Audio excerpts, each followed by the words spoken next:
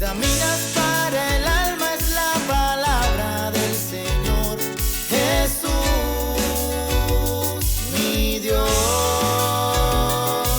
Me levanto en las mañanas y le doy gracias a Dios por la vida y la salud. Gracias, Jesús. Hola, te cuento que en el Evangelio encontramos a Jesucristo que le preguntan por qué a algunos les habla en parábolas y a otros les habla directamente y trata de explicarles cómo son las cosas, y el Señor comienza a decirles a ellos la importancia, por ejemplo, lo decía hace unos días, sobre la sencillez y cómo Dios se va manifestando directamente a tantas personas humildes, sencillas, y cómo para otros únicamente les habla en parábolas y no entienden. Y digamos que en ese sentido el Señor se acerca, está más cerca de esos, de los sencillos, de los humildes, que también nosotros estamos llamados a hacer lo mismo, a ser sencillos, humildes, a ver la vida y ver la mano de Dios en todo lo que nos sucede. Vemos, y me acuerdo mucho, de hecho quiero compartirte un mensaje, un escrito del santo Job. No sé qué conoces de Job. Un artículo que dice 6 lecciones espirituales que me dejó el libro de Job, de Catolelín, que siempre me ayuda mucho. Si no has leído este libro, te has perdido gran parte de la lógica espiritual judía sobre el dolor y el sufrimiento. No voy a narrar por completo la historia, pero en resumen, a Job le tocó pasar tremendas calamidades. Perdió sus bienes, sus servidores, a toda su familia. Incluso sufrió de una herida que le llegaba desde la planta de los pies hasta la cabeza. La explicación que el libro da a todo lo que le ocurre a Job es que el enemigo lo tienta por medio de la prueba y el sufrimiento para hacer que reniegue y maldiga a Dios. El relato explica que él intentó buscar respuestas, todas ellas sin renegar ni maldecir a Dios, pues Job sabe que Dios es bueno. Entre su pena, desolación, confusión y enojo, disparaba para todos lados sin dar alguna consolación, con alguna idea lógica que le llenara el corazón. Incluso un par de amigos acudieron a él para consolarlo, pero no hubo nada que ellos pudieran decir que calmara su pensar y que pudiera explicar todo lo que le estaba ocurriendo. Es tanta la confusión que producen muchas de las cosas que experimentó él en su vida, que hasta sus amigos quedaron confundidos. Miren lo que dice la palabra. Al divisarlo de lejos, no lo reconocieron. Entonces se pusieron a llorar a gritos, rasgaron sus mantos y arrojaron polvo sobre sus cabezas. Después, permanecieron sentados en el suelo junto a él 7 días y 7 noches sin decir una sola palabra, porque veían que su dolor era muy grande. Eso lo encontramos en Job, capítulo 2, del 12 en adelante. Me imagino que te ha pasado que el sufrimiento inexplicablemente golpea la puerta de tu vida, dejando incluso sin palabras a los que están cerca a ti. Nadie, ni los amigos, ni tú, ni tu fe logran conjugar alguna explicación a lo ocurrido, y la desesperanza y angustia comienzan a brotar en medio del corazón. Frente a esa situación, así tiemblan los cimientos de la fe, de la vida, de lo que creemos y de lo que hacemos. La historia es desconcertante en sus primeros capítulos, sobre todo porque aparentemente y en justicia, Job no merecía nada de lo que estaba pasando. Muy por el contrario, lo que Job realmente merecía era la bendición y prosperidad que venían de la mano de Dios. En lo personal, muchas veces me he sentido interpelado por la historia del sufrimiento de Job, sobre todo en esas ocasiones en que he dado todo de mí, he perseverado en mi trabajo, en mi fe, en el amor a los demás, en el servicio, y he mantenido mi corazón limpio y recto. Y aún así, las cosas han salido pésimo. He experimentado el dolor, el quiebre, la soledad, la pobreza, el sufrimiento. Seguro que tú también te has sentido así, y no hay mucho con qué consolarse. Sé que no he sufrido tanto como muchas personas, pero el estudio del libro de Job en los momentos dolorosos y difíciles de mi vida me ha ayudado. Y eso me ha ayudado a sacar algunas ideas que podrían servirte a ti, servirme a mí, o mejor aún, ayudarnos a acompañar a otros en medio de la tribulación y sostenerlos en la esperanza. Primero, mirar a Job desde una nueva perspectiva, la de Jesús. En lo personal me gusta mirar el libro de Job y validar el sentir lástima de mí mismo y quedarme sentado entre las cenizas sin hacer nada más que sufrir. quedarme ahí, sufriendo, mirando mis heridas, sintiendo dolor y esperando a que mágicamente todo pase, o peor aún, pasar así hasta el final de mis días. Esa depresión cristiana abnegada y resignada que muchos creemos que es santa por el solo hecho de aceptarla sin alegar.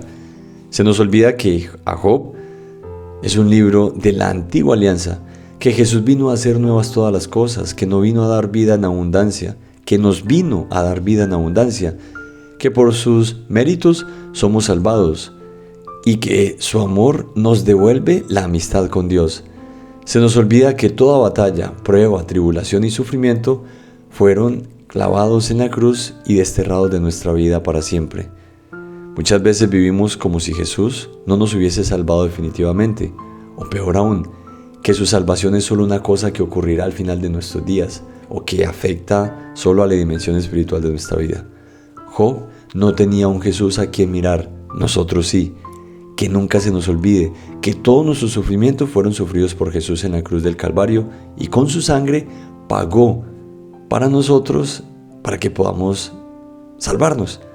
Eso no quita que en la vida vayamos a experimentar dolores y sufrimientos, pero no son definitivos. Nuestra vida no termina ahí.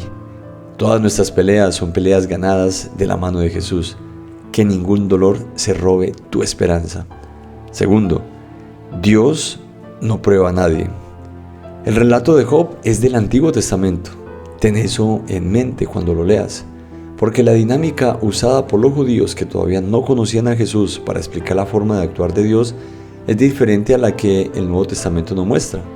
El texto dice que un día Satanás se presentó ante Dios para hablarle de Job, asegurando que si lo tentaba, éste iba a blasfemar contra él. Dios lo permite para fortalecer la fe de Job. Es importante leer esta historia desde una perspectiva espiritual.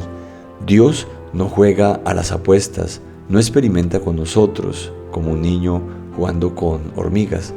Como dice el apóstol Santiago, ninguno cuando sea probado diga es Dios quien me prueba, porque Dios ni es probado por el mal ni prueba a nadie. Pues en efecto, Dios lo último que quiere es medir cuán fuertes somos para ver si valemos o no la pena. Eso sería despreciar el sacrificio de Jesús. Si creemos que lo que nos ocurre Dios lo quiere, entonces cabe pensar que dentro de las posibilidades está que Dios quiere que reprobemos, que no pasemos, que no seamos capaces. ¿Tú crees que Dios querría algo así? Pues no. Dios permite sí que pasen cosas en nuestra vida para mostrarnos cosas mejores. Tercero, Dios no existe en función de mí. Aquí puede haber una idea que nos puede confundir. De hecho, muchos a lo largo de la historia se han confundido, pues han tenido la impresión de que Dios está para ayudarlos a autorrealizarse y pretender utilizarlos para ello. Esto es poner la naturaleza de la creación al revés y lamentablemente está destinado al fracaso. Me he visto a mí mismo elaborando complicados y detallados planes para luego presentarlos a Dios y que los bendiga sin cambiar en nada aquello que tan inteligentemente preparé. Distinto es cuando, junto a Él, me tomo el tiempo de discernir cuáles son sus planes y yo realizarlos, para que de esta forma su bendición me acompañe. Y por último, el cuarto punto importante, no todo tiene explicación, mas todo tiene un propósito. Nunca Dios permitirá un mal si no fuera lo suficientemente poderoso para sacar de ese mal un bien mayor. Esto nos lo dice San Agustín. Hay dos preguntas que podemos hacer de cara a una situación de quiebre en nuestras propias vidas. ¿Por qué? ¿O para qué? Suena a psicología pop, a vacío, sobre todo frente a sufrimientos terribles como la muerte o la enfermedad grave.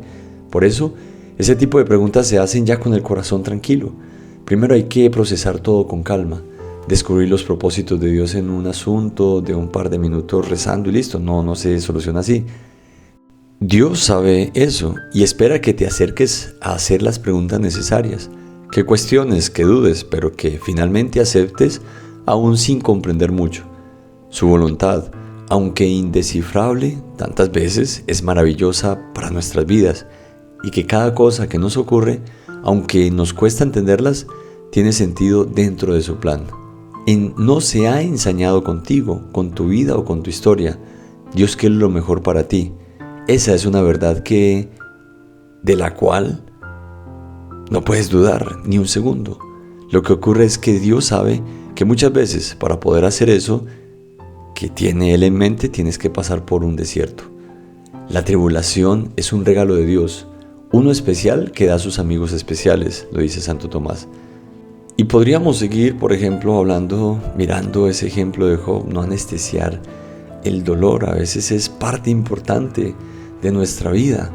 También confiar en ser restaurados por el Señor, que eso es también lo más importante. Y así podríamos hablar mucho sobre esta a veces triste historia de Job, pero fue por un bien mayor. Y de hecho, al final Job fue bendecido enormemente, muchísimo más de lo que ya había sido bendecido. Y vemos cómo la mano de Dios estaba con él, cómo no lo abandonó, cómo siempre estuvo para él. Ese fue Job. ¿Y nosotros, en nuestra vida, qué está pasando? ¿Qué estamos haciendo?